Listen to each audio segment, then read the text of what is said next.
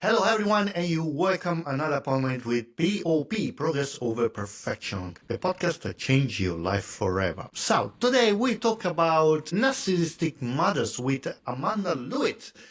I said correct your surname, Amanda? Well, it's an English name, so it's a Exactly. challenge. They pronounce it Lovitt. Lovitt. Yeah. Okay, Amanda Lovitt. Thank you to be here today. Thank you. Today we talk about narcissistic mothers because is underrated problem in the society. It's a very Correct? hidden one. So, where do you want to start? Can you describe your childhood grow up with your mom? It was an interesting childhood because my parents were quite old, I suppose, when they had me. So quite often at school, people would think that my mother was my grandmother, and that would highly offend her. She was a very beautiful woman when she was younger.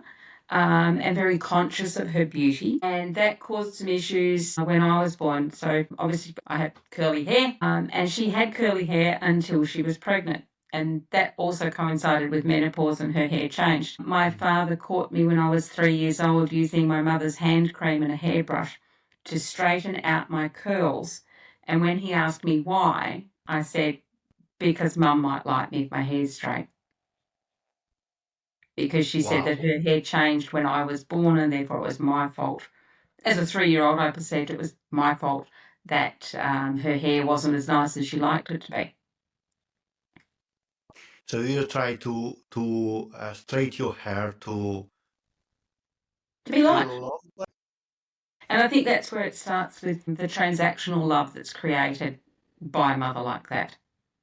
So I Mm, was trying to have a transaction of I will straighten my hair and then she'll like me. mm. So you set yourself up, you're set up to fail in that regard. When you realize that she was a narcissistic, what is a narcissistic mother? I think it's somebody that is there for themselves and not for their child, which tends to go against what society thinks a mother should be. As a mother, you're there for your child. You're there when they need you. And I have adult children now, and even then, if I'm needed, I'm there.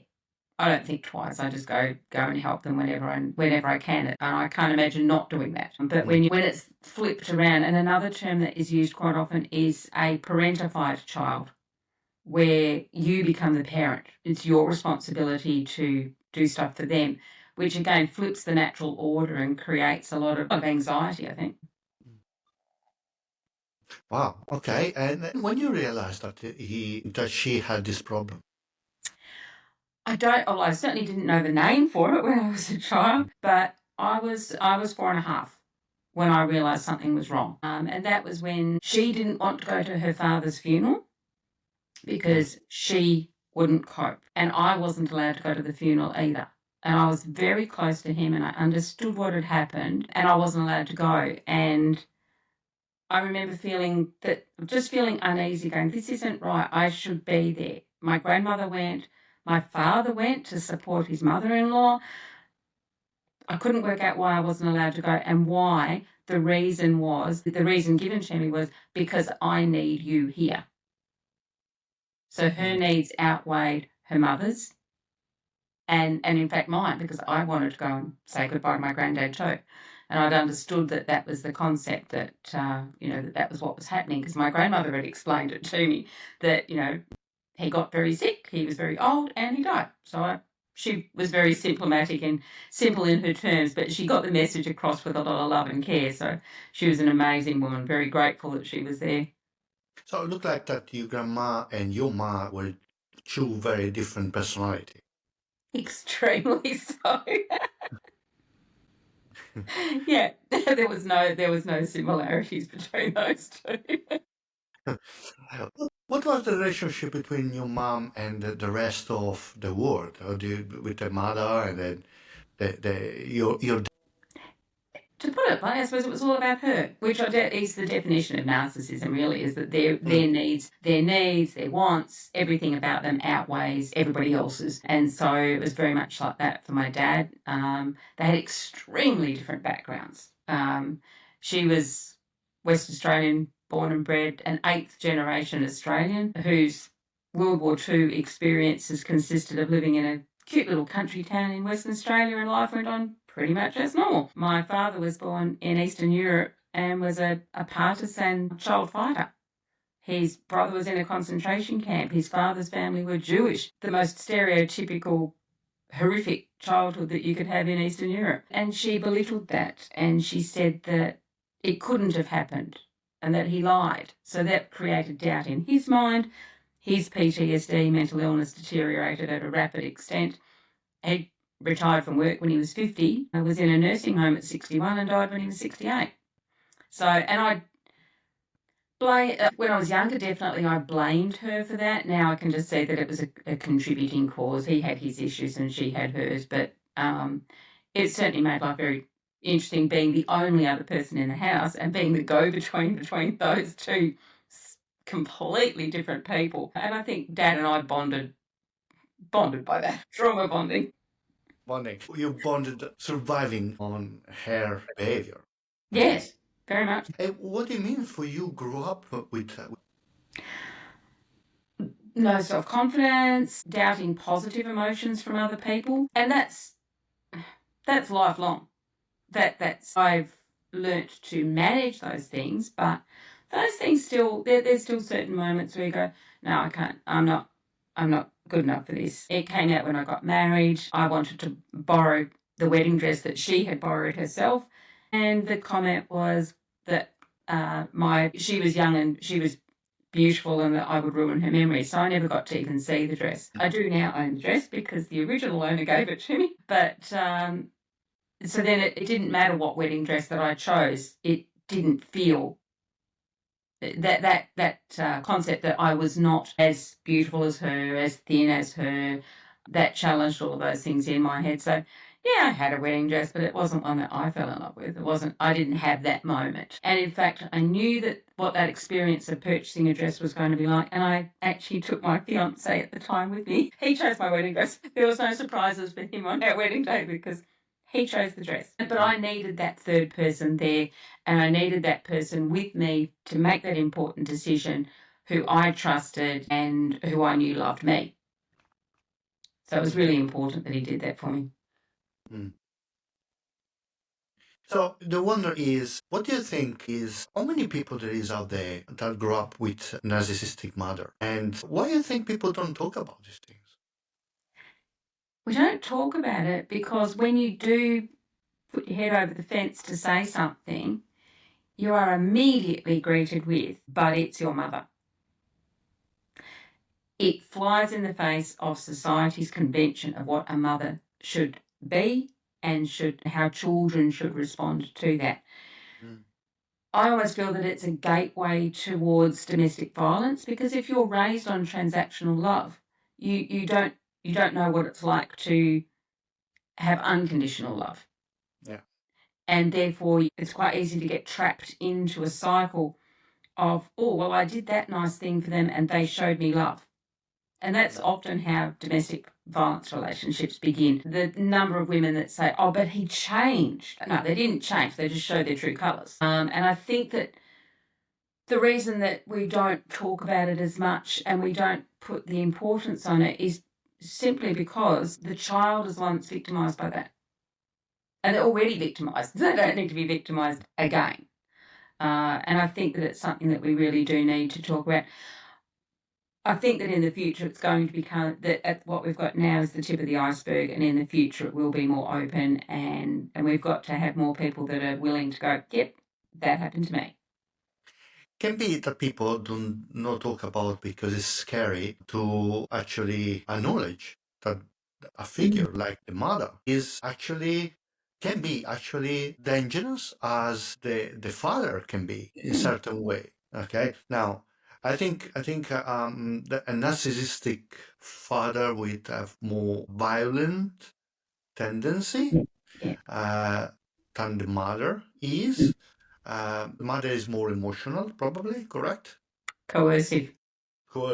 But anyway, the kids that grow up in this kind of situation, they are more open to find narcissistic personality because we're searching people that are very connected to our history. Exactly. Correct? So our brain tell us, narcissistic is what I know, and narcissistic is what I think it can be good for me. And it's a comfort zone, and this is why so many victims of domestic violence go from one partner to another with the same patterns until they recognise that, oh, hang on, I have to stop going into these patterns of relationships. And something that's often queried by victims of domestic violence is, why didn't anybody in the family pick this up? How did this woman not speak to their mother? That comes up so often, and obviously it's because that in certain situations, the victim of the domestic violence has been so ingrained in her to not ask her mother for help, because her mother will say, well, what are you doing wrong? What are you doing wrong? Why is this happening? Well, you must be doing something wrong for this to happen. And then bring up examples of what you've done in the past that is wrong, that created that feeling. So there's a lot of women that are in domestic violence situations. They've got no one to turn to, and particularly not who you would expect in a normal situation to go to. How did you change this?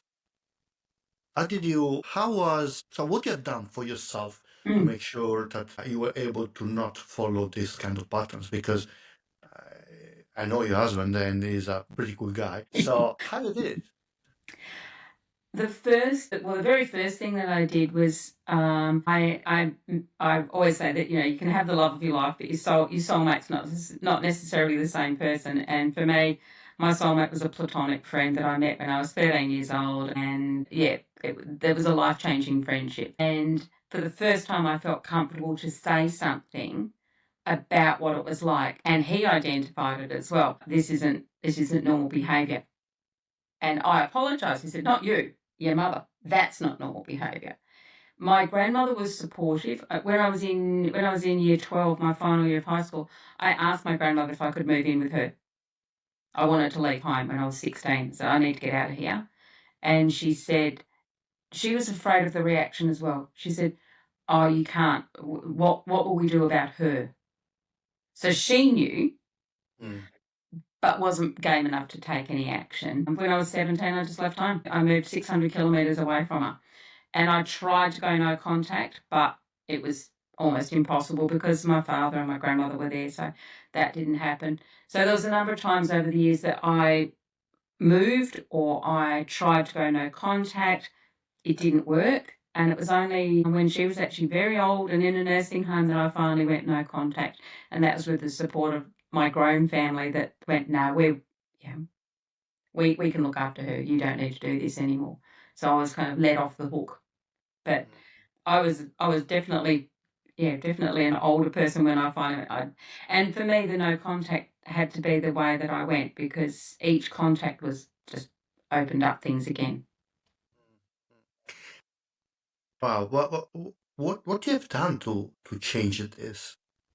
To make sure that you didn't follow the patterns to find someone like your mom? I think a lot of self-work, a lot of NLP. I trained as an NLP practitioner. I've done therapy. I've read. I've journaled. I've done all the, I suppose you could say, stock standard self-help things. And I think becoming more aware and noting the behaviours so that I could see that in other people, and realising that she was not the only person like that, but I was also not the only person. I started to speak up. I found my voice. So when someone, there'd be a cheesy meme on social media about, my mother's so wonderful. Yeah, be careful, because not everyone has that relationship, and this can be quite triggering to some who can't speak up about it. And as soon as I started to do that, the bombarding of, yep, I get that. Yes, that's me. Thank you. And that just finding my own voice to go, look, this is what it is. And then I had a pivotal moment in 2024 when my aunt died. Now, she was an aunt that I didn't have a relationship with. I only met her once face to face. But I went to her funeral, and my uncle said to me that he knew I'd been emotionally abused and there was nothing he could do about it. And that I felt seen. I felt seen by somebody that knew her, had experienced a lot of similarities in their relationship with her. And suddenly I felt seen. I was like, okay, it was not me. It was just that moment of it's not me. And that's something that I think we all, in people in that situation, we've got to get to that point of like, no, this is not, I didn't contribute to this. It's not my fault. And that lifting of blame and shame, it's a pivotal moment. Would you like to tell us a story that happened to you when you were a kid that explain us to the people that do not understand what it means, live with a narcissistic personality and being emotionally abused as in a childhood? Can you tell us a story of something happened to you? Oh, there's so many. My mother thrived on attention to her appearance. So from a young age, people that like other kids would go and play. I wasn't allowed to go and play. I wasn't allowed to ride a push bike. I wasn't allowed to go to friends' houses because she needed me, because she was afraid something might happen to me. So there was an overprotective factor there as well. Often it was to do with her own self-care, as in doing her nails, doing her hair, doing all these sorts of things. But a lot of mothers and daughters do that sort of thing. They'll do manicures, they'll do hair, but the daughter gets attention as well. That was never the case. That was the wording was often, but it's not important. Mine's good, you're not.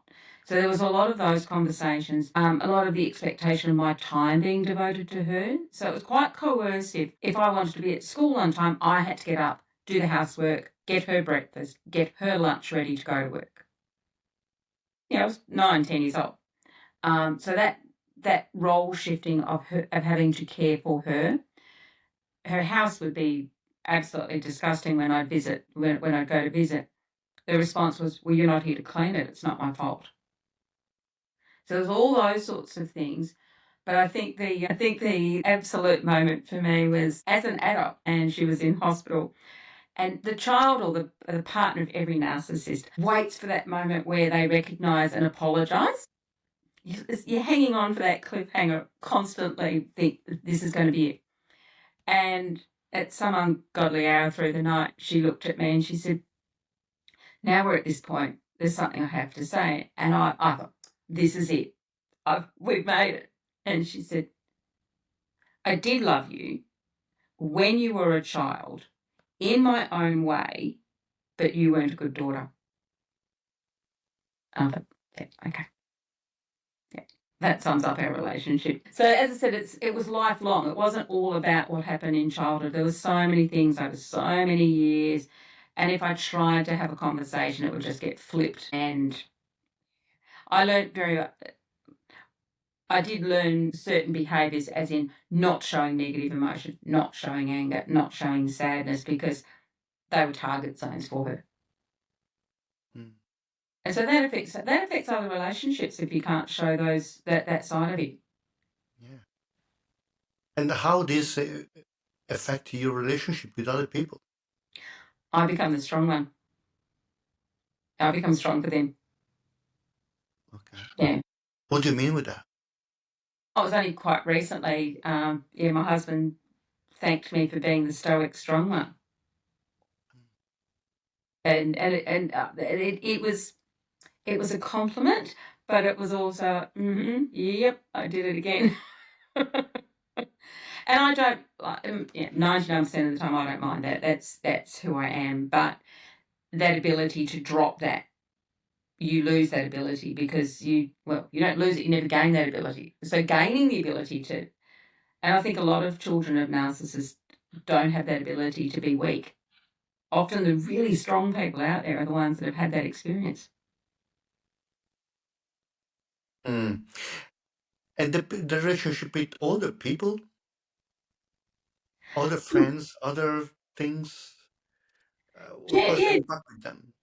Generally really good, and I think that's because of my grandma. Yeah, I had So such you had this two power force that were fighting yes, you? correct? Yeah, Over you, yeah? yeah. And I think that, from quite a young age, I would say probably 8 years. 8 years of age was a really pivotal moment because that was when my father was diagnosed with mental health issues. It came to light because as an 8-year-old child, I was getting tension headaches, and 8-year-olds don't understand what that is. So I was at the doctor's, and my mother was with me, and the doctor said to her, they talked over the top of me, and he said, "Does she know?" And she said, "No, she's too young." And he said, "But she needs to know." I sat there completely convinced that I had a brain tumour and I wasn't going to get my 9th birthday because of how they spoke. It was after that she deferred to a friend of hers to tell me that my father was mentally ill. And so I've grown up with him. I've been to doctor's appointments with him. I've been told to put the blinds down at 3 o'clock because the Russians might come. I'm well aware my father's mentally ill. And even at that age, I thought, no, the elephant in the room here is she's mentally ill too, but they're not talking about that one. So, and the advice given to me by a nurse and a doctor at the time was build a brick wall up to protect yourself. I don't think we do that with kids now. That was a long time ago. But that was the advice given, build a brick wall. A brick wall, a real brick wall. Build a brick wall around yourself.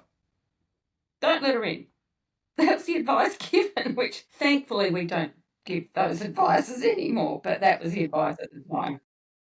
Wow. So you grew up with challenging parents, both of them. Very, yeah. Dad had a really good heart, but he had suffered a lot. And I think I just innately knew that because he told me about his childhood, he told me about his family. And so that, again, there was this inner turmoil for me. He's told me this, she has said it was a lie. Mm. And when I was just after my dad died, I actually went to meet his family for the first time. And so I got all the information from his brother and he confirmed everything. So, that's right. Yeah, that happened. Yeah, that happened. So I learned, I found coming back to Australia and facing her really, really, that was a big challenge moment for me. Because I was What like, happened? again, I built my brick wall. I attempted to ask her a few things, but question her a little bit, but the reactions again was like, no, it's just, I'm not putting my energy into this. I had a young family and a busy life. I'm like, no, no. I didn't pursue that with her at the time because I knew that it was just it was going to go round in a very nasty circle and I didn't want to. I think I reached the point where I go, I'm not going to play the game. Mm. Yeah, I took myself off the pitch and just, no, not playing.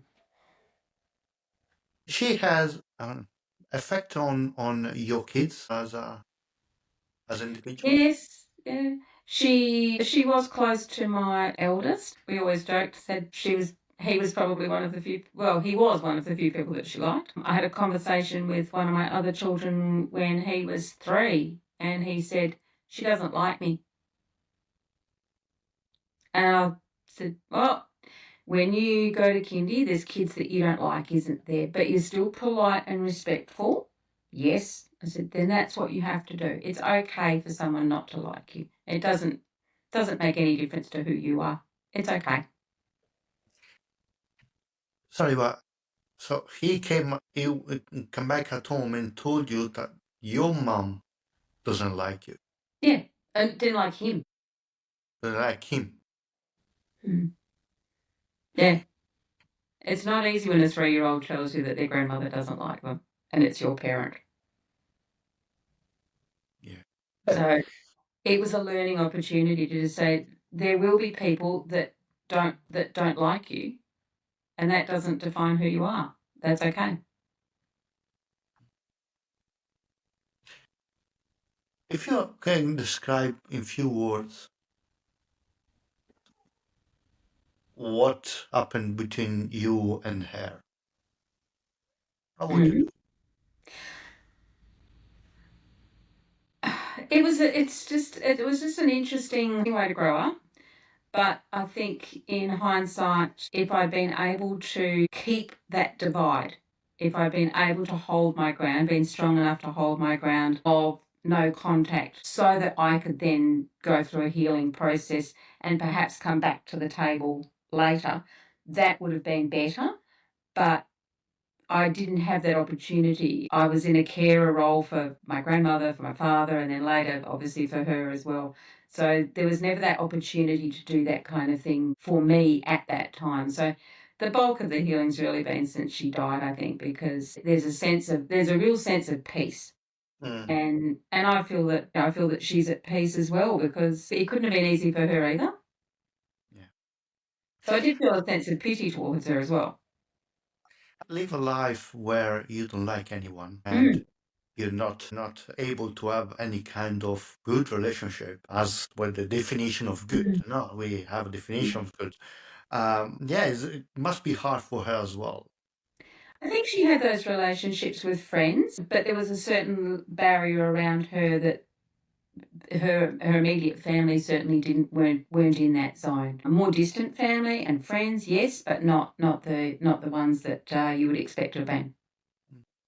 Have you ever spoke with her friends about this? Most of them think that she was the best person that they knew. They saw a different side of her. There are some that acknowledge that I had a very different relationship with her. Mm. And that they feel sorry that I didn't share that as well, which is it's very kind, and they're very close friends of mine as well. But there are some that have been quite attacking, because they only had her side of it, and at the time and during her life, I just felt that was not my place to do that, because she needed those close relationships in her life. And it wasn't my place to take those away by destroying her reputation with people that did like her and love her. So yeah, we've quite a different setup. And a couple of times, friends of hers tried to intervene or to advocate for me. They were very quickly not friends. Very quick.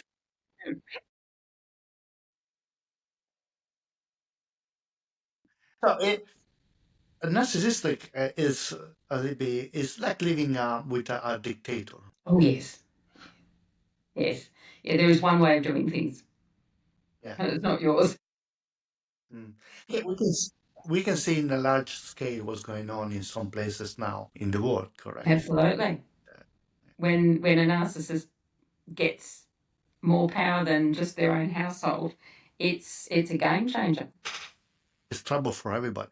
It is, yeah, because those behaviours then fall down through society as well, where it Mm. becomes people think, well, it's acceptable to behave a certain way because somebody in power is behaving a certain way, and that's not good.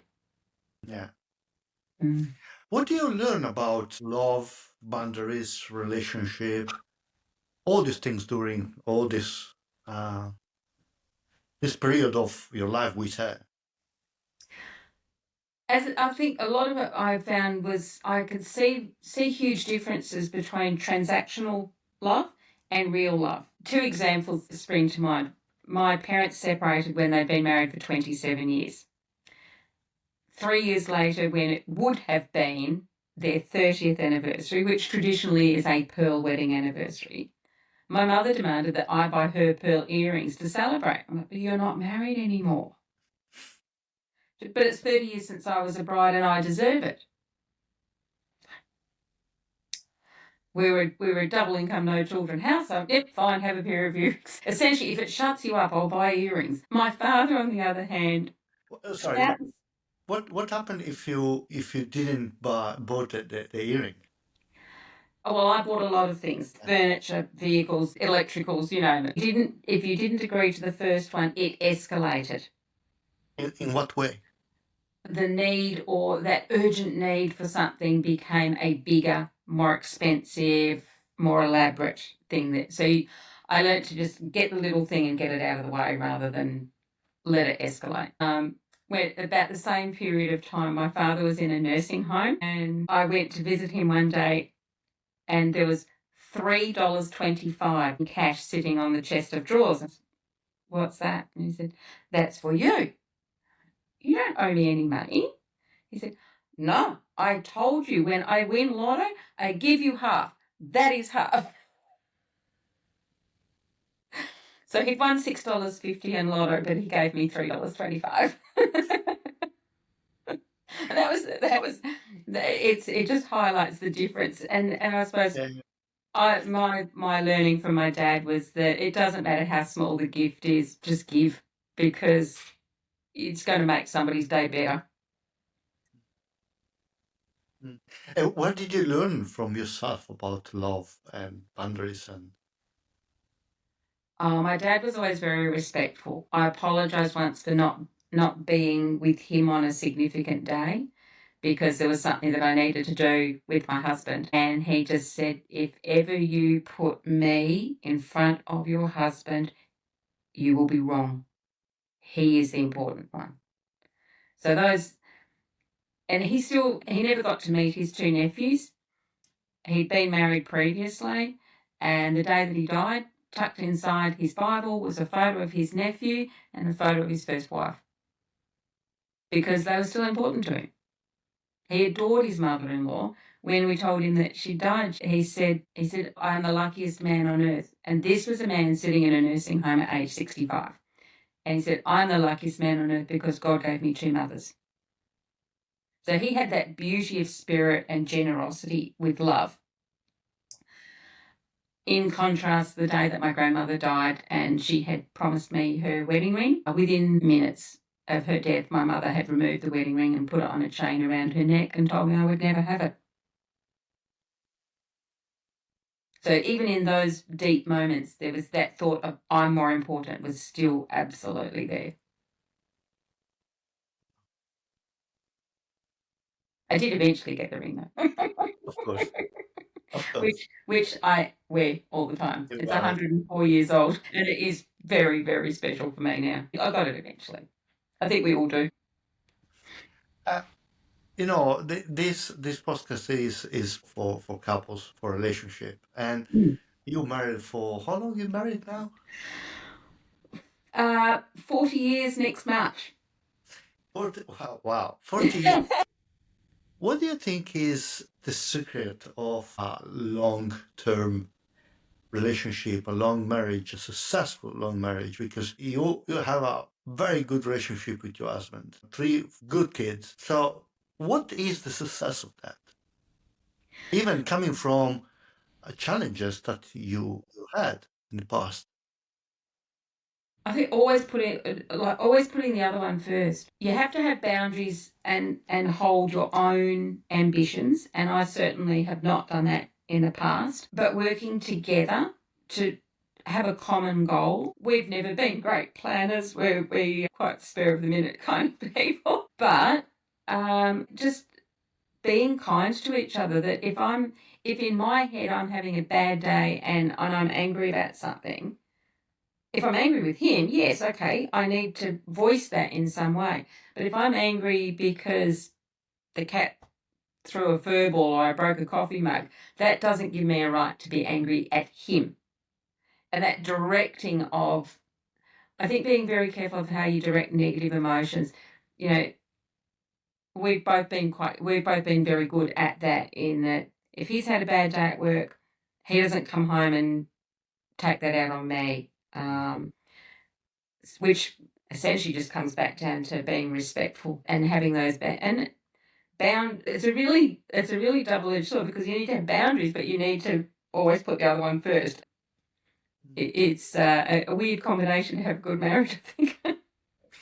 Yes. Do you think is look, the other day I was talking with this couple that they are clients of mine. They're already over 70s. They do 45 years or 50 years, stuff like that.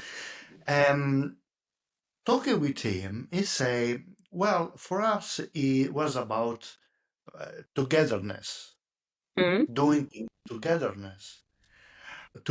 So they were skiing together, they are passionate about traveling together, they were doing things together. So they never left each other, aside a couple of times. Do you think this is the way, or you have?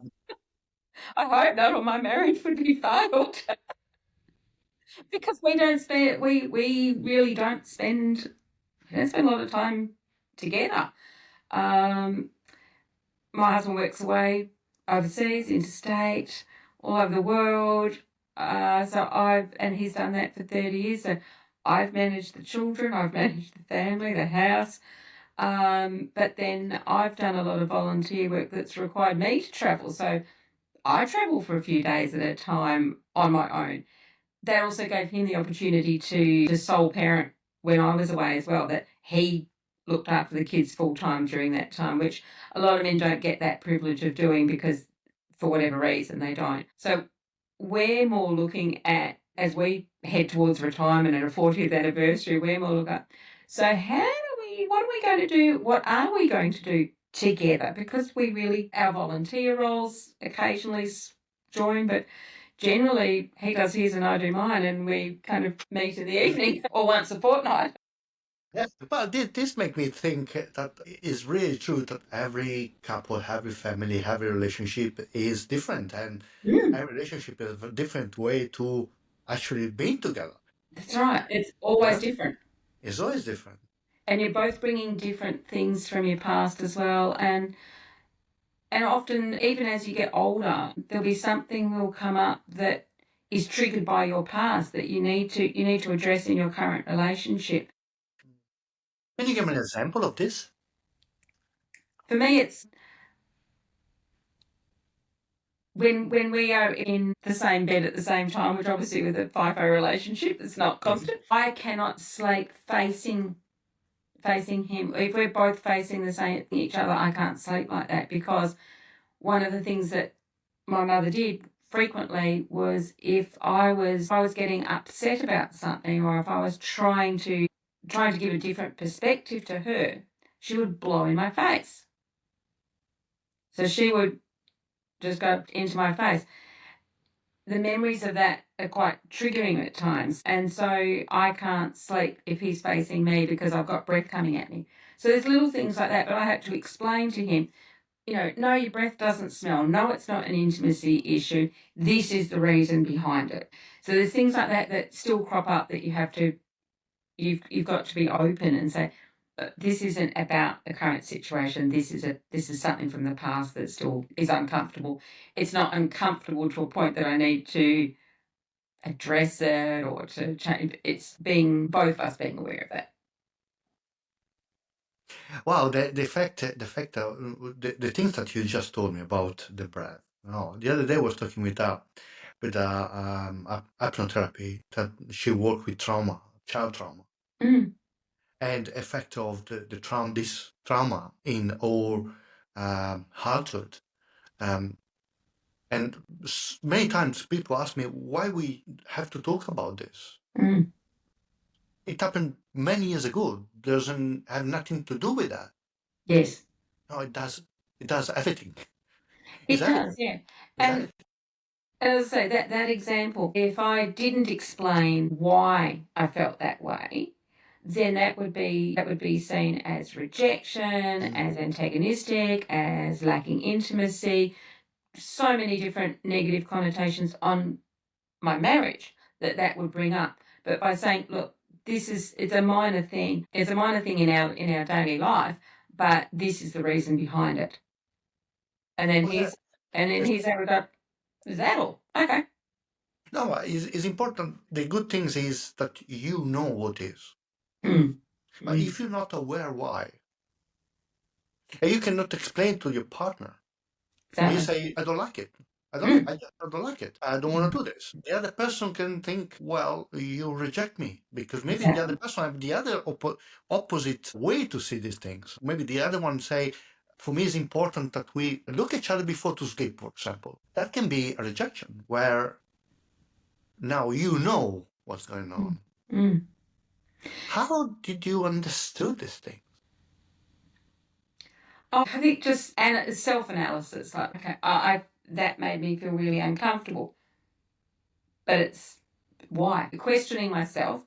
And I think that's a big part of having a relationship like I did as a child, is you do overanalyze. You analyze every single thing that you do to see why you got that reaction. Yeah.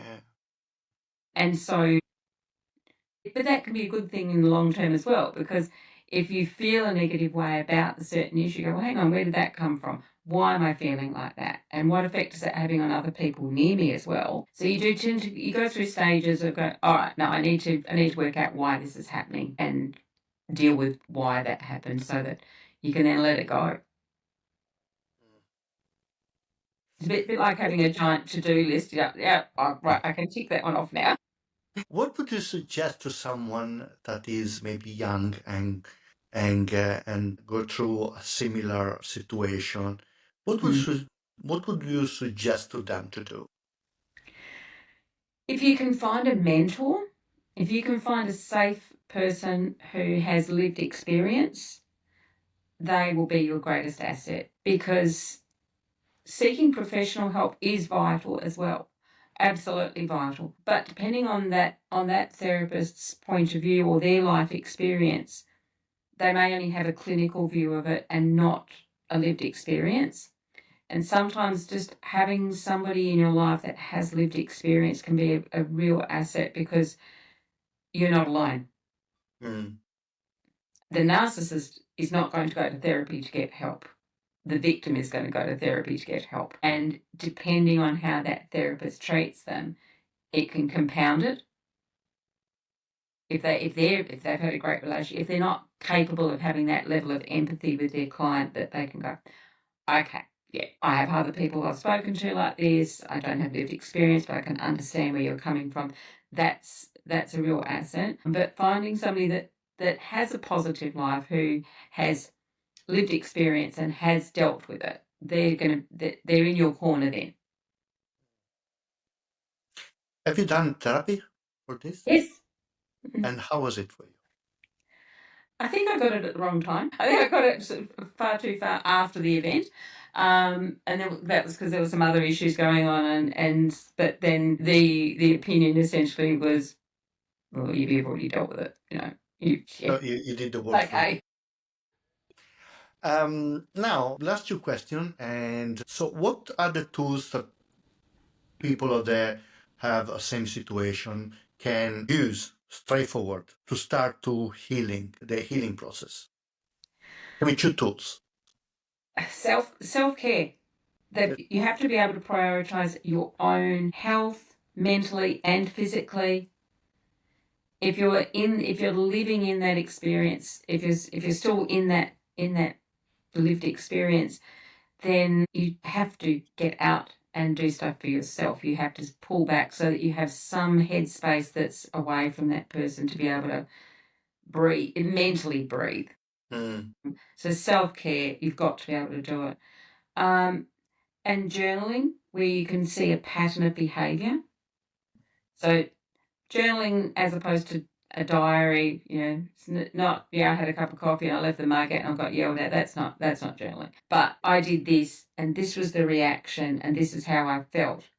And if you can find one of the diaries that's a 5-year journal, where you will very quickly see patterns coming through over time that you can then address and pinpoint and work on those separately with a therapist, that you can go, okay, these are the things that constantly keep coming up.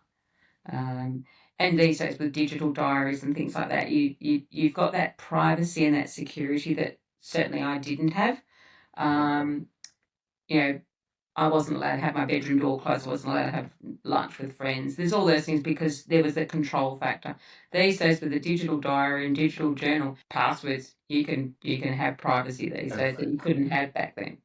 Yeah. So, and I think that just having something that is your own and your private life that is not able to be attacked is really important. So self-care and a bit of therapy and privacy, I think, are the big ones. Closing this conversation, there is anything that you want to remember that you're thankful for your mom? I think she was actually a very independent woman. She would do long distance driving, and she had a career as a nurse. She was very independent and very feisty. So, and that's something that I'm glad that I inherited those traits as well. And she was able to get on with different people really well, and she was also very mentally very alert right till the very end. So there's some good genetics there. She died at an old age. She was mentally alert, very feisty, very independent. All great traits that the family needs to have handed down through them. So, and you have all of them, Yeah. maybe. Oh, well, thank you so much, Amanda. That was a very good conversation. I think it's very important that we start to talk about these things more often, and especially husbands stand up and talk about these things because we need to learn that there is this problem out there. Yes. Yeah. And I think it does need to be looked at in the context of that link between a narcissistic parent and domestic violence, because quite often it's directed at the dad that, oh, her father was like that, so she's attracted to the same kind of man. But what if it was the mother that had that coercive control, that she never learnt to have boundaries and see that for what it is? I think we've got to start looking into that stuff a lot more. Thank you, Amanda. We are at the end of this interview. Thank you for all of you that you listen to this podcast. See you at the next POP, Progress Over Perfection, the podcast that changed your life forever. Ciao.